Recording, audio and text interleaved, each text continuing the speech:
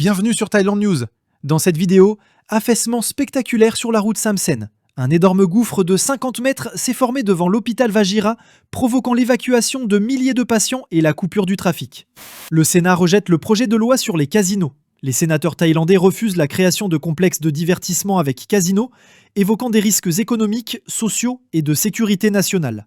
Bangkok prête pour les pluies torrentielles. Le gouverneur Chhatchart Sittipunt détaille les mesures prises pour protéger la capitale face aux fortes précipitations annoncées. Abonnez-vous pour ne rien manquer de l'actualité de la Thaïlande et activez la cloche pour recevoir toutes nos prochaines alertes. Laissez un commentaire et partagez cette vidéo pour soutenir Thailand News. Un affaissement spectaculaire s'est produit mercredi matin sur un tronçon de la route Samsen devant l'hôpital Vajira, créant un immense trou d'environ 50 mètres de profondeur. Aucun blessé n'a été signalé. L'incident a eu lieu vers 7h13. Le gouffre, estimé à 30 mètres de large et 30 mètres de long, s'est formé juste au-dessus de la station de train de l'hôpital Vajira. La circulation entre les intersections Vajira et Sanghi a été immédiatement coupée pour des raisons de sécurité, selon le bureau du district de Dusit. Les services de consultation externe de l'hôpital public ont été suspendus et environ 3500 patients hospitalisés ont été évacués des bâtiments voisins. Un premier rapport indique que les structures principales de l'hôpital n'ont pas été endommagées. Les habitants d'immeubles à proximité ont également reçu l'ordre d'évacuer. 2 poteaux électriques et un véhicule de police sont tombés dans le cratère. Des équipes de l'autorité métropolitaine de l'électricité travaillent sur place. La zone était déjà fermée auparavant en raison des travaux d'extension de la ligne violette du MRT Thaophum Ratchaburan. La cause de l'affaissement n'a pas encore été confirmée. Le gouverneur de Bangkok, Chhatchart Sittipunt, s'est rendu sur les lieux avec ses équipes. Il a expliqué que le sol s'est effondré à la jonction entre le tunnel et la station de train, la terre s'étant écoulée dans le tunnel, provoquant l'effondrement des structures environnantes et la rupture d'une importante conduite d'eau. L'électricité et l'eau ont été coupées pour sécuriser la zone. Les mesures d'urgence incluent la fermeture de la fuite du tunnel, l'évaluation de la stabilité des bâtiments voisins, la surveillance des mouvements de terrain et la gestion du trafic. La menace de pluie reste une préoccupation majeure car elle pourrait aggraver l'érosion. Une équipe a été constituée pour anticiper ce risque.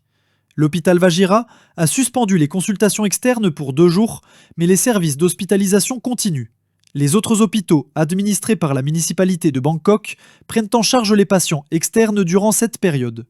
Des réunions de suivi sont prévues chaque jour à midi. Le Sénat a officiellement rejeté le projet de loi gouvernemental visant à créer des complexes de divertissement intégrés, incluant des casinos, invoquant des risques majeurs pour la société, l'économie et la sécurité nationale.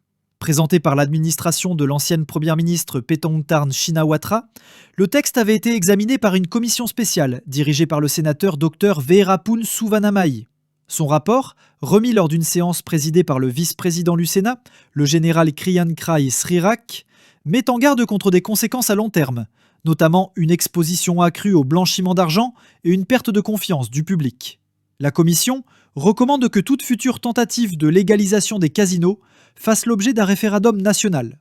La vice-présidente de la commission, la sénatrice Sornchat Vishaya Suwanaprom, propose de créer un nouveau groupe d'études pour explorer d'autres modèles, complexes de divertissement sans casino, zones de jeu très contrôlées ou plateformes de jeux en ligne strictement réglementées. Elle cite l'exemple de Sydney, en Australie, où l'accès au casino est limité aux touristes enregistrés. Le sénateur Chinachot Sengsang a vivement critiqué le texte, accusant le projet de masquer son véritable objectif. Selon lui, le casino n'est pas un simple ajout, mais bien le cœur de la proposition. Il avertit que toute tentative du futur gouvernement d'intégrer la légalisation des casinos dans son programme risquerait d'ébranler la confiance du public et de compromettre la gouvernance. Le parti Boom Jai Thai, à la tête de l'actuelle coalition, n'a pas encore présenté sa déclaration de politique au Parlement. Le sénateur Sittikorn Tongyos a lui aussi exprimé ses inquiétudes, rappelant que certaines initiatives récentes, comme la reclassification du poker ou la promotion de loteries de retraite, contribuent déjà à banaliser les jeux d'argent. Il appelle la prochaine administration à retirer totalement le projet. Le docteur Veerapun précise que le Parlement sera dissous dans 4 mois, en vertu d'un accord entre le Boom Jai Thai et le principal parti d'opposition. Toute formation politique souhaitant légaliser les casinos devrait, selon lui, l'annoncer clairement pendant la campagne électorale, Le gouverneur de Bangkok, Chachart Sittipunt, a assuré les habitants que la capitale est prête à faire face aux fortes pluies attendues cette semaine, alors que l'inquiétude grandit face à la montée des eaux dans les provinces en amont. Mardi, accompagné du vice-gouverneur Wissadou Subsompong et de responsables du service de drainage, il a inspecté plusieurs points clés de contrôle des crues dans la province de Pathum Thani et le district de Nong Chok. Le groupe a visité les vannes de Pratamaracha, Klong 13 et Bueng Pharang, ainsi que la station de pompage de Nong Chok, en présence de représentants du projet d'irrigation royale de Rangsit. Le gouverneur a précisé que le niveau d'eau du Klong 13 reste maîtrisé, avec un débit d'environ 47 mètres cubes par seconde, bien en dessous de sa capacité maximale de 80 mètres cubes par seconde. Bangkok coordonne avec les services d'irrigation pour détourner les eaux venant du nord vers la province de Nakhon Nayok afin de protéger les zones résidentielles. Il a reconnu que des points de congestion pourraient survenir à la jonction avec les canaux Saen Saep et Prawet Buriram, pouvant toucher le district de Lat Krabang. Il a toutefois salué les efforts du département d'irrigation qui a déjà redirigé une partie des eaux en amont pour réduire la pression sur l'est de la ville. La situation est sous contrôle. Cette année n'est pas aussi critique qu'en 2021 ou 2022, mais nous devons rester vigilants, a-t-il déclaré. Les services de drainage ont confirmé que les canaux de la capitale ont été vidés afin de créer une capacité de stockage avant les fortes pluies prévues les 25 et 26 septembre. Plus de 190 000 sacs de sable ont été placés sur les points vulnérables le long du fleuve Chao Phraya et du canal Mahasawat, couvrant 3,2 km.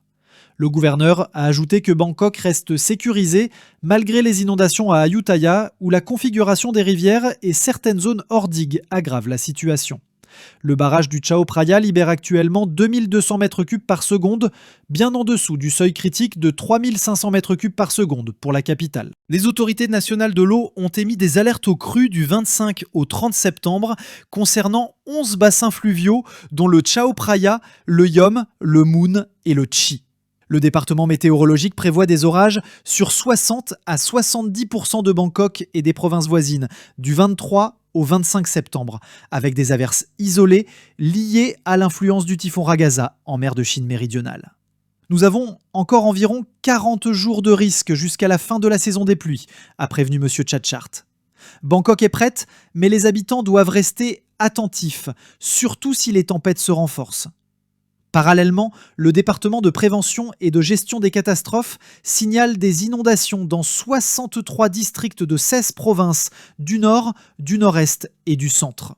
Le bilan fait état de 4 morts et plus de 250 000 personnes touchées, avec une vigilance particulière pour 8 provinces du bassin du Chao Phraya, où l'augmentation du débit du barrage de Chai Nat accentue la situation.